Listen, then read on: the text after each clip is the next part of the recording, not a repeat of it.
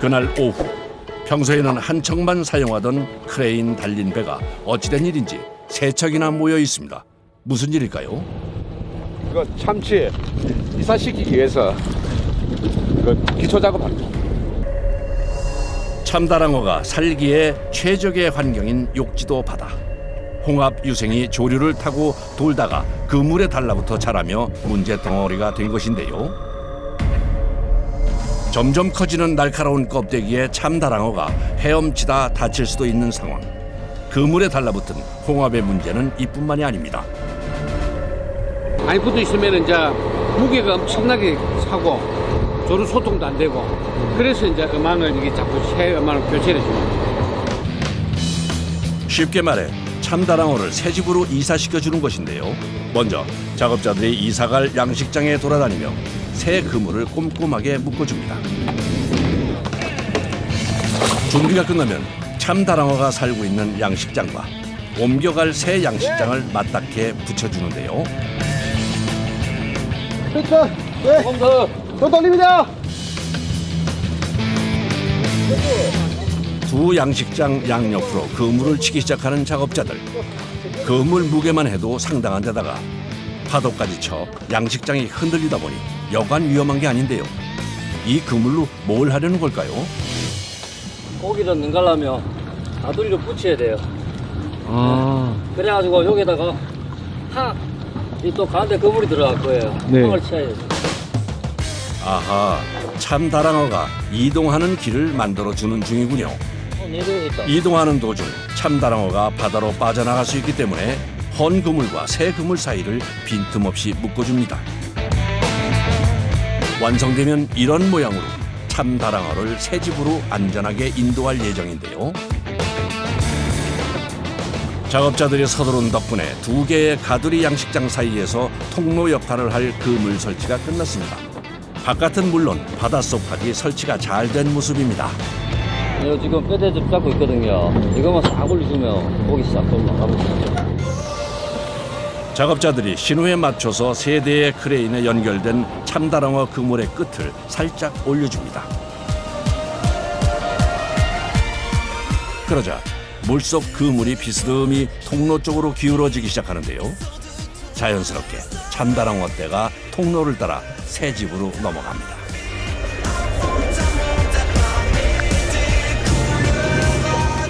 텅 비어버린 헌집에 있는 그물은 다이버가 물속에서 원형 틀과 연결된 끈을 잘라주는데요. 이 그물은 따로 올려서 육지로 가져갈 계획입니다. 홍합이 많이 와가지고 그물이 시커멓잖아요 지금. 그래서 지금 갈았으면 10월 달에 가을에 한 번 더 갈아야 돼요. 1년에 2번. 출하를 앞둔 참다랑어의 모습이 그야말로 장관입니다. 70km 붙어서 120km 정도 되는 구간의 고기가 천수 정도가 있고 지금 15km에서 한 20km 정도 되는 게 지금 한 1,400수 정도가 있습니다. 참치 중에서도 최고급 참치가 참다랑어니까 최고의 참치를 키우는 거죠. 오늘은 참다랑어를 출하하는 날. 양식장으로 향하는 배 위에서 작업자들이 긴 막대를 배에 연결하며 바쁘게 움직입니다. 무엇에 쓰는 물건인가요? 이거 참치 잡기 위해서 낚싯대. 참치 낚싯대. 이게 낚싯대예요? 네. 참다랑어를 잡기 위해 특수 제작한 초대형 낚싯대를 사용하는 것인데요. 양식장이 물반 참다랑어 반입니다.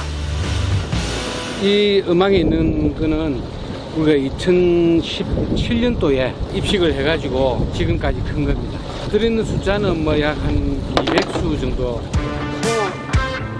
5년간 키운 참다랑어를 잡기 위해선 미끼도 통 크게 준비하는데요. 좋아하는 고등어를 통째로 사용합니다.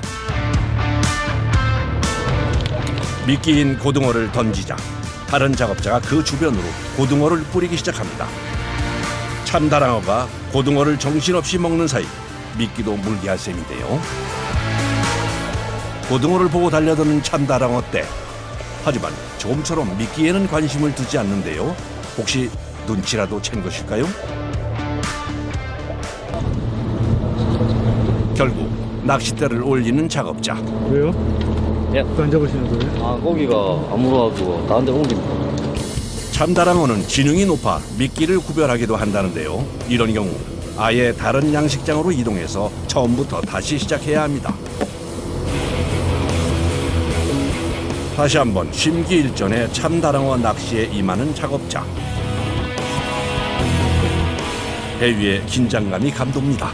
양식장에서 키우는 참다랑어이긴 하지만 미끼를 물기 전까진 다른 낚시와 똑같습니다. 기다림의 연속인데요. 이 순간 온몸의 신경과 감각은 낚싯줄에 집중됩니다. 그리고 마침내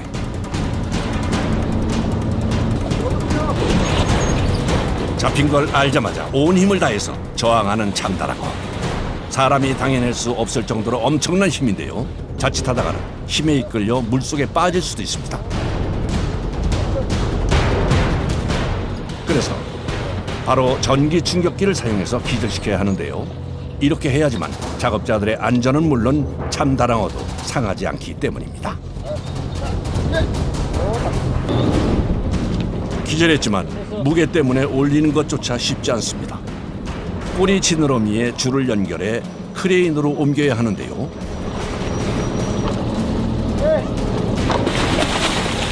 드디어 압도적인 크기를 자랑하는 참다랑어가 물 밖으로 꺼내집니다. 하지만 잡았다고 끝이 아닌데요. 이제부터는 시간과의 싸움.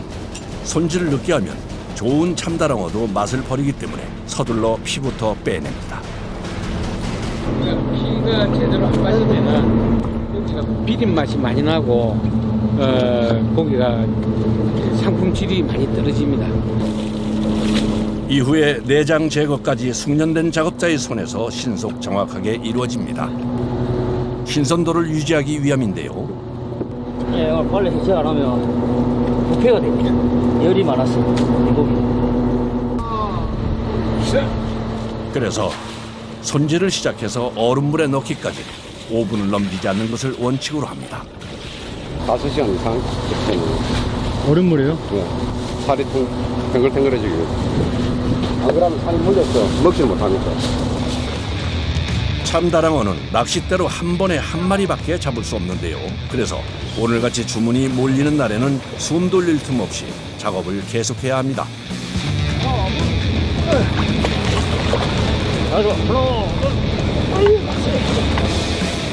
이곳 양식장에서는 최소 60kg 이상의 참다랑어를 출하시키고 있는데요. 손질하는 것도 꽤 힘에 부칩니다. 대략 몇 킬로 나갈까요? 내가 한 88, 한 7. 성인 남자 3명이 달라붙어서야 가까스로 옮길 수 있는 무게인데요. 크면 클수록 지방이 많고 뱃살이 많아서 맛이 있습니다. 얼음물에 5시간 동안 담가 열을 식힌 참다랑어는 크레인을 이용해 다시 꺼내줍니다.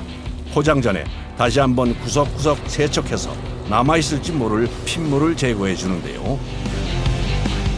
곧이어 비닐을 씌워준 후 상자에 넣어 포장을 시작하는 작업자.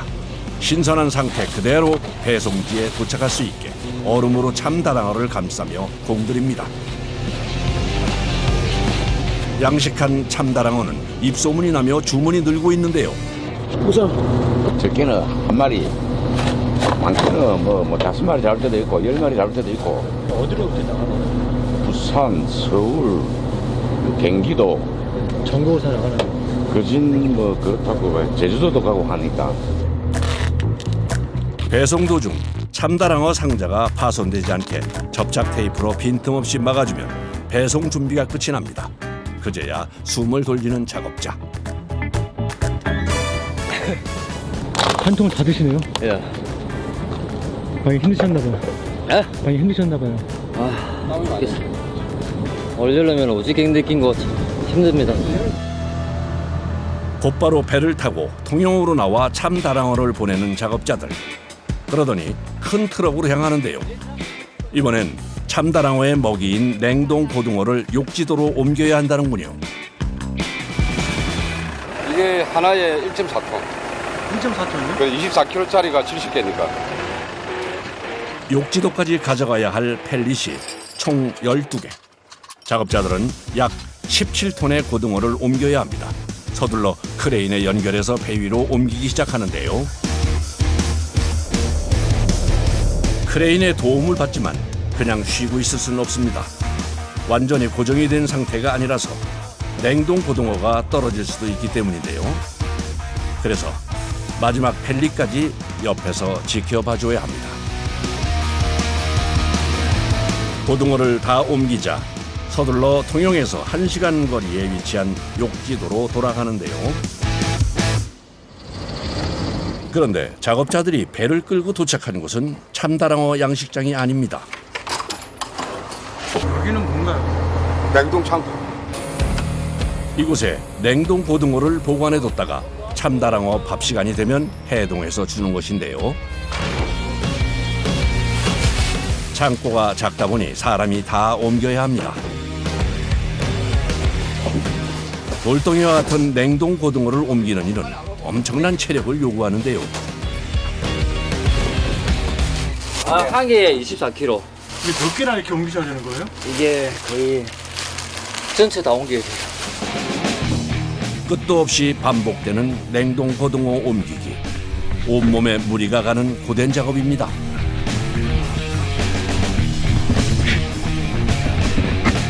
이거 하면 손도 아프고 허리도 아프고 다 아파요. 그래서 저는 복대로 이거 채고 합니다. 밤 되면 우신지 오른팔이 아파요. 2명의 작업자가 힘들게 가까스로 끝낸 작업.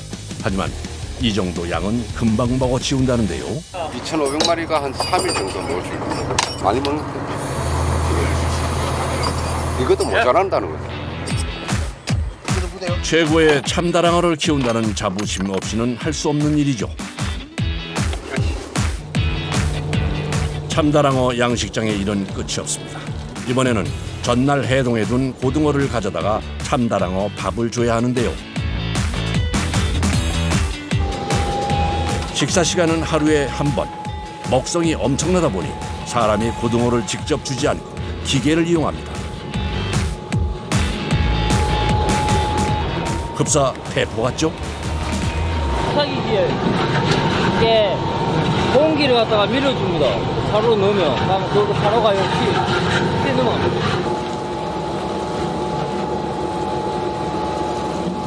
편합니다. 옛날에는 이게 안 되고 송 담아가지고 그다음 손 갖고 이리 던져줬잖아요. 과거 손으로 줬을 때는 먹이 주는 것만 종일 걸렸다네요. 기계로 바꾼 후 편해지긴 했지만 여전히 기계에 고등어를 넣어주는 건 사람이 해야 합니다. 좋게 3시간은 걸리는 작업이죠. 고등어를 주자 재빨리 먹이를 낚아채는 녀석들. 한 마리당 30마리씩 가까이 있어요. 이상 먹을 수도 있고 큰 놈들은. 참다랑어는 죽을 때까지 쉬지 않고 헤엄치는 까닭에 왕성한 식욕을 자랑하는데요. 그래서 어선들이 참다랑어가 좋아하는 물고기를 잡으면 이렇게 가져오기도 한답니다. 정경이. 정경이요? 예. 정경이 왜 주시는 거예요? 아, 이게 참치 먹이 아닙니까? 정경이도요? 예, 이게 사람 먹는 생식용입니다, 바로. 그러니까 여기 물이 좋아가지고, 예. 네. 사람 먹는 고기 참치가 먹으니까 엄청 질 좋습니다. 전갱이는 고등어와 함께 참다랑어가 좋아하는 물고기입니다. 사람이 먹어도 될 정도라고 하니 질과 신선도는 최고. 바로 먹이로 줄 준비를 하는데요. 연어 양식장이 있다는 경상북도 김천시를 찾았습니다. 이곳에서는 총 16개의 수조에서 연어를 키우고 있는데요. 이게 국내산 연어입니다. 성인 남자 팔뚝보다 큰 연어부터 아직 어린 연어까지 한눈에 봐도 양이 상당합니다. 지금 저희 양식장에는 총 한 35,000마리 정도 양식하고 있습니다. 고추가 할 큰 것들은 600~700마리 정도 되고 1kg 정도 되는 게 5,000마리, 1kg 이하 되는 이제 좀 작은 치어들 대략 한 3만 마리 그렇게 양식하고 있어요. 수조 안에서 건강하게 자라고 있는 모습인데요. 작업자의 보살핌 아래 잘 자라고 있네요.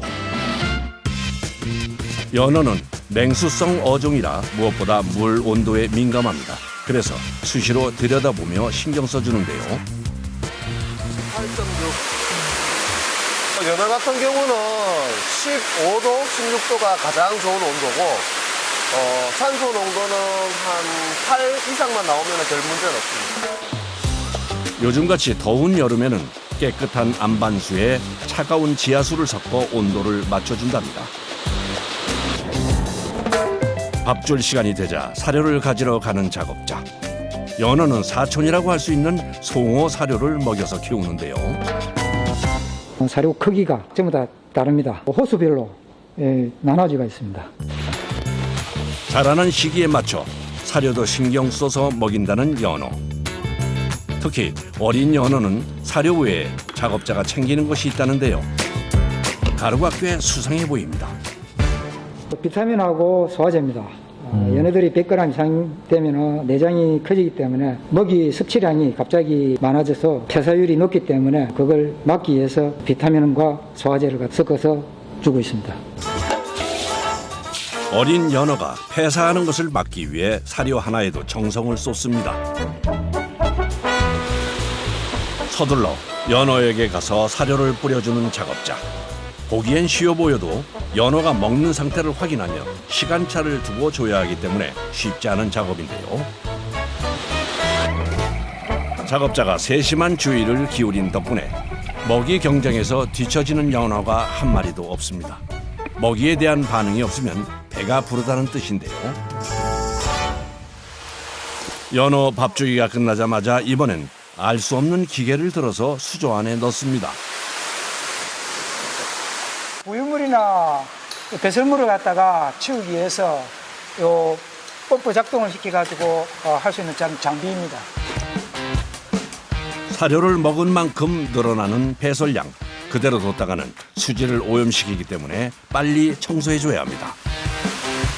청소기로 집을 청소하듯이 기계를 작동시켜 바닥에 쌓인 배설물을 빨아들이는데요. 이때 빨리 움직이면 가라앉은 배설물이 퍼질 수 있어 천천히 해줘야 합니다. 바닥 상태를 수시로 살피며 구석구석 청소해야 하는 작업. 시간이 갈수록 몸에 피로가 쌓이는데요. 장비가 좀 상태가 좀 무겁고 물속에 수압 때문에 밀고 다니기가 좀 힘들고요. 수압이 좀 있다 보니까 밑에 장하시는 발가락이 좀 아프고. 쉬지 않고 1시간 동안 청소한 결과 더러웠던 수조가 깨끗하게 탈바꿈했습니다. 작업자들이 좋은 환경에서 정성껏 키운 연어는 시어에서 1년 4개월이 지나면 출하가 가능한데요. 3kg가 넘어가지 않으면 기름이 좀 적어요. 원래 이 태평양 연어가 기름이 적은 데다가 어리면은 어릴수록 기름이 적거든요. 그래서 적당한 게 한 3kg 정도. 출하가 가능한 크기로 성장한 연어는 따로 수조에 모아서 키우고 있는데요. 크면 클수록 먹이 먹는 양이 줄어서 어렸을 때보다는 적게 줍니다. 돌아다니며 사료를 주던 작업자가 한 수조는 그냥 지나치네요. 배설물 때문에 고기들의 내장 활동을 줄이고 고기에서 냄새가 나기 때문에 4일 전부터 사료를 주지 않고 있습니다. 연어 내장에 배설물이 남아있을 경우 냄새가 날 수 있기 때문에 출하 전 꼭 거쳐야 하는 숨치 작업이랍니다. 수조에 들어가 포획할 준비를 하는 작업자. 뜰채를 이용해서 재빨리 연어를 노려보지만 쉽사리 잡히질 않습니다. 고기가 무척 빨라가지고 힘이 좋아가지고 잡아 꺼내기가 무척 힘듭니다. 거친 강을 거슬러 올라갈 만큼 힘이 세고 빠르다 보니 수조 안에 있다고 가볍게 봐서는 안 됩니다. 하지만 노련한 작업자를 계속 피할 수는 없는 법. 결국 잡혔습니다. 연어는 스트레스를 잘 받기 때문에 빨리 잡아야 되는 거죠. 되도록이면 빨리. 시간이 좀 이렇게 많이 지체하고 그러면 저녁에 한두 마리씩 죽어요. 그래서 연어를 포획할 때는 1분 1초도 허투루 사용할 수 없는데요. 다행히 금세 출하할 양을 다 잡았습니다. 연어가 꽤 실하네요. 등은 두껍고 배는 좀 얇으면서 배가 단단한 것들 예, 그게 좋은 연어예요. 뱃살이 많은 연어. 연어는 활어 상태가 아니라 손질해서 나가는데요. 다치는 것을 막기 위해 전기 충격기로 기절시킨 후 손질을 합니다. 최대한 팔을 버리지 않게끔 머리를 좀 작게 잘라내는 거. 칼질할 때 팔에 칼이 안 닿도록 하는 거죠. 칼이 닿으면 상품 가치가 없어지니까. 연어 손질에서도 피와 내장 제거는 필수인데요. 특히 신경 써야 하는 부분이 있답니다. 이 부분이 췌장인데 이 부분을 깨끗하게 제거를 해줘야 돼요. 이게 다 피인데 피가 있으면 시간이 지나면서 살 속으로 피가 들어가면은 비린내가 납니다. 그래서 요거를 최대한 깨끗하게 처리해주는 게 중요하죠. 내장이라고 다 버리는 것은 아니라고 합니다. 이게 연어 위장인데요. 요거는 양식장에서만 먹을 수 있어요. 쫄깃쫄깃하고 맛있어요. 소나 돼지 내장보다 더 쫄깃쫄깃합니다. 이 부분이 뱃살입니다. 오메가3 불포화 지방산이 가장 많이 모여있고 제일 맛있죠, 이 부분. 양식 연어의 장점은 이뿐만이 아닙니다. 손질이 끝나면 그 진가가 드러나는데요. 순수 살만 했을 때 53% 정도 나오죠. 그러면 굉장히 잘 나오는 겁니다. 다른 생선에 비해서는. 장어 다음으로 수율이 가장 좋은 게 연어예요. 다시 한번 순살 형태로 만들어주는 과정을 거치는데요. 러시아 우크라이나 전쟁 이후 가격 경쟁력이 생겨 최근 주문이 증가했답니다.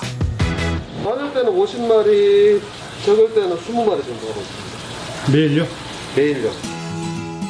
처음부터 끝까지 예민한 감각과 손 기술을 요하기 때문에 힘들 수밖에 없는데요. 손으로 하다 보니까 제일 힘든 건 손이 아픈 거죠. 손목이 많이 아픕니다. 하면.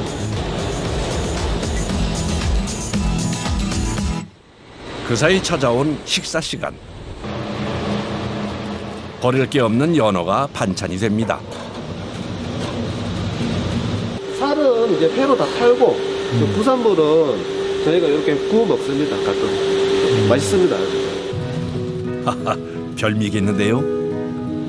오, 맛있게 차리네요. 맛있겠다. 수고하셨습니다. 수고하셨습니다. 예. 바로 잡아 쫄깃한 연어회부터 고소한 뼈 구이의 매운탕까지.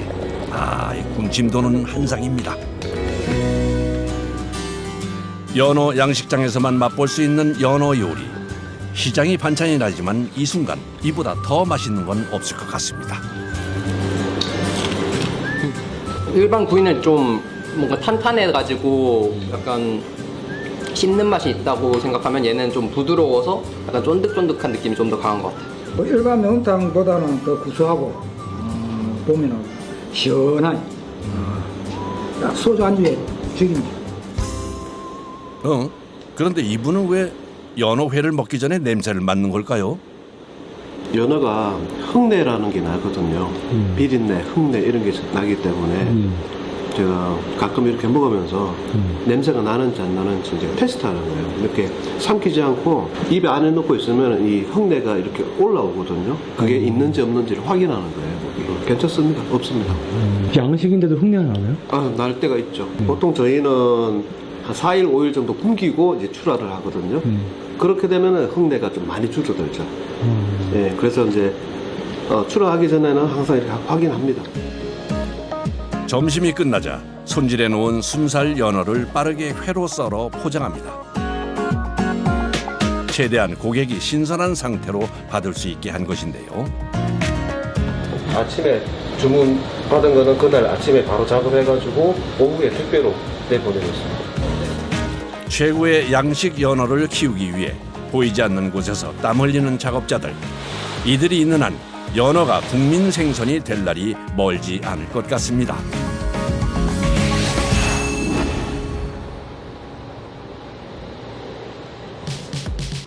충북 단양의 한 매운탕 가게. 화로차에서 꺼낸 것은 매운탕으로 인기 있는 쏘가리입니다. 강원도 춘천에서 옵니다. 지금 들어온 양이 얼마나 돼요? 한 50kg 가까이 됩니다.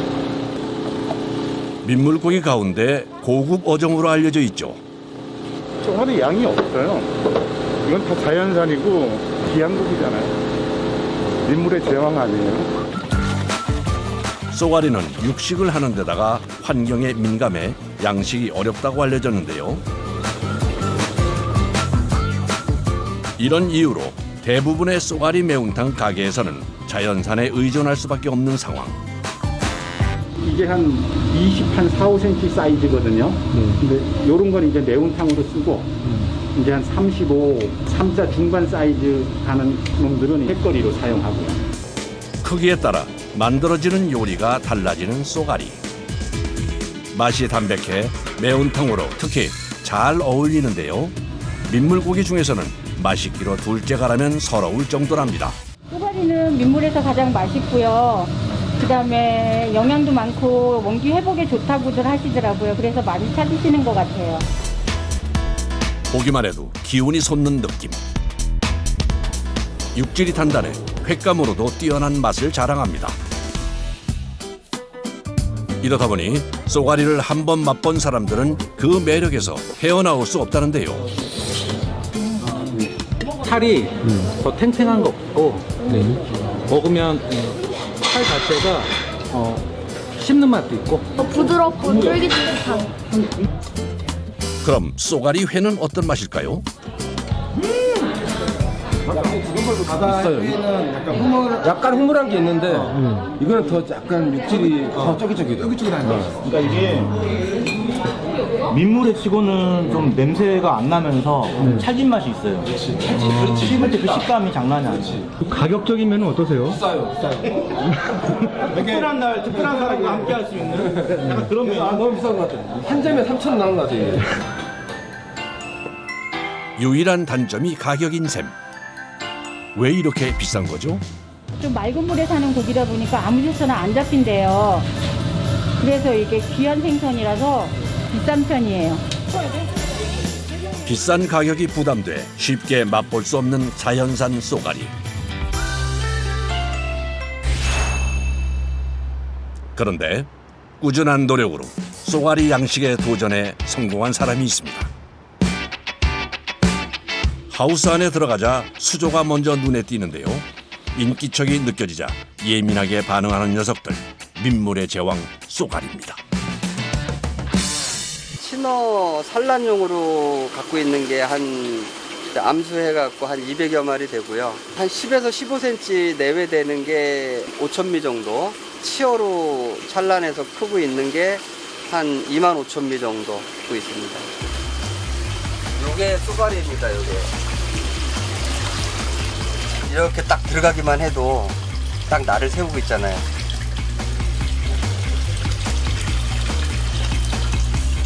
양식에 성공했어도 채상위 포식자로 공격 본능이 살아있는데요.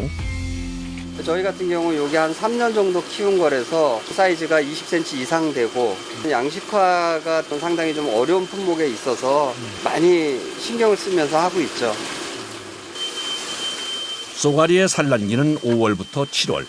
양식장에서도 한창 부화가 이루어지고 있습니다. 알에서 4일, 5일 정도 지나서 이제 부화돼서 나오기 시작하는 겁니다, 이게. 전문가만 식별이 가능한 크기인데요. 이렇게 보면 얼마 안 되는데도 이게 몇백 마리. 현재 부화율은 80%. 죽어버린 20% 알들은 체에 걸러 버려주고 건강한 치어들만 따로 수조에 넣어줍니다. 치어를 확인하자 어디론가 가는 작업자. 그런데 쏘가리 양식장이 웬 잉어죠? 쏘가리 먹이를 주기 위해서 잉어를 산란을 해서 부화를 시켜서 먹이로다가 사용하려고 이제 잉어를 키우고 있습니다. 쏘가리는 육식성이라 살아있는 먹이가 아니면 거들떠보지 않습니다. 그래서 치어 때부터 먹이를 공급해 주는 것이 무엇보다 중요한데요. 알이 잘 된 것만 골라서 일단 배가 좀 빵빵하게 나온 놈들이 이제 주로 알을 뺀 거고요. 쏘가리 치어를 위해선 항상 산란이 가능한 잉어도 준비시켜야 합니다. 한 놈인데 이 정액이 이렇게 나오는지 확인하고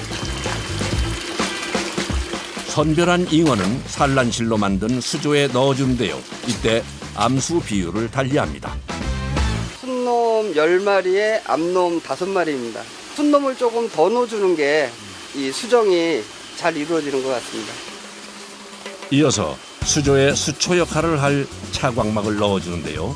잉어가 낳은 알이 붙어있게 해주는 역할을 한다네요. 마지막으로 수온을 올려서 산란할 수 있는 환경을 조성해줍니다. 잉어과들은 보통 20도에 키우면은 25도나 27도, 2, 3도 올려갖고는 안 되고 5도 이상 올리면 다음날 바로 수정이 됩니다. 바로 어저께 잉어를 산란을 시켜서 넣어놓은 수조입니다. 여기에 붙어있는 게 이게 다 이제 잉어 알들입니다. 오, 많이도 나왔네요. 잉어가 4, 5일 되면 부화를 하는데 부화된 잉어들입니다, 이게. 잉어 한 마리당 부화시키는 치어가 약 2만 마리, 총 10만 마리의 치어가 탄생한 것인데요. 10만 마리라고는 하지만 워낙 작기 때문에 족대로 잡아도 잘 보이지 않을 정도입니다. 하지만 쏘가리 치어가 먹기엔 딱 좋은 크기. 안쓰럽지만 바로 주러 가는데요. 이거를 주면 아마 쏘가리도 같이 막 이제 활동성이 강해질 거예요. 쏘가리 치어가 있는 수조에 잉어 치어를 넣어주자 바로 쏜살같이 움직이며 먹이 사냥을 시작하는데요. 작아도 쏘가리 치어가 먹는 양이 상당하답니다. 크기에 따라서 틀리는데 지금 먹고 있는 얘네들 같은 경우엔 거의 한 마리당 한 7, 8마리 그 정도는 먹는 것 같아요. 이게 현재 저희가 갖고 있는 양이면 이제 한 열흘 정도면은 다 소진이 되죠. 100만 마리 잉어 치어도 금세 먹어치우는 것인데요. 그래서 3cm로 자랄 때까지는 살아있는 잉어 치어를 먹이고 그 이후엔 사료를 먹여 키웁니다. 엄선해서 고른 사료인데요. 일반 사료들은 단백질 함량이 한 30% 정도밖에 안 되는데 장어 사료는 이제 단백질 함량이 한 45% 이상 돼 갖고 고기를 성장시키는데 일반 사료보다 좀 탁월한 효능이 있어서 쏘가리의 먹이로 활용을 하고 있습니다. 그냥 사료를 주는 것이 아니라 손반죽을 해서 쏘가리 크기별로 먹기 좋게 만들어서 주는데요. 특히 쏘가리 치어의 경우 갑자기 사료를 주면 거부 반응을 일으킬 수 있기 때문에 최대한 잉어 치어와 비슷하게 만들어줍니다. 쏘가리는 지금 현재 한 3cm에서 4cm 정도 되고 이 정도 되는 애들한테는 우리가 사료를 한 1cm 정도 크기로다가 맞춰갖고 던지죠. 이렇게 2주간 정성을 쏟아도 사료화에 실패하는 개체가 생깁니다. 일주일 정도 지나다 보면 폐사가 될 애들은 먹이를 못 먹는 애들은 몸 색깔이 변해요. 까마사름하게. 그 폐사율은 한 10에서 한 15% 정도 보고 있습니다. 같이 부화해도 사료를 못 먹다 보니 결국 폐사하게 되는 건데요. 이 고비를 넘겨 쏘가리가 살아남아도 수시로 살펴줘야 합니다. 이게 크기를 좀 선별해 갖고 조금 큰 놈들하고 작은 놈들하고 구분해 놓으려고. 똑같은 시기에 태어났어도 먹이 경쟁에서 뒤처지면 몸집에서 차이가 나는데요. 결국 폐사로 이어질 수밖에 없습니다. 이제 이렇게 큰 놈들이 있고 이런 놈들하고 이게 훨씬 차이가 많이 나니까 이제 얘네들이 먹는데 얘네 때문에 치여서 이제 항상 먹이를 놓칠 때가 많거든요. 그럼 성장하는 게 이제 차이가 많이 나는 거죠. 쏘가리가 놀라지 않게 세심한 손길로 한 마리씩 선별 작업을 해줍니다. 양식을 위해 필요한 작업이지만 워낙 예민해서 한두 달에 한 번씩 해준다네요. 쏘가리 양식장을 둘러보던 작업자가 뭔가를 발견합니다. 바로 죽은 쏘가리인데요. 양식을 하면서 폐사는 감수해야 하지만 속상함은 감출 수 없습니다. 거의 한 8개월, 9개월을 키운 건데 스트레스 받아갖고 이렇게 죽는 경우가 나오는데 이걸 최대한으로 안 나오게 하려고 조심히 다루게 되는데 그래도 이제 이런 게 나오더라고요. 그럴 때는 이제 뭐 내 키운 거다 보니까 속상하죠. 불가능이라 여겨졌던 쏘가리 양식. 성공의 밑바탕에 작업자의 정성이 있었습니다. 지금 가격에서는 시가로 나오는데 일반 소비자들도 이제 대중화가 돼서 저렴한 가격으로 요게 이제 우리 식단에 올라갔으면 하는 바람입니다.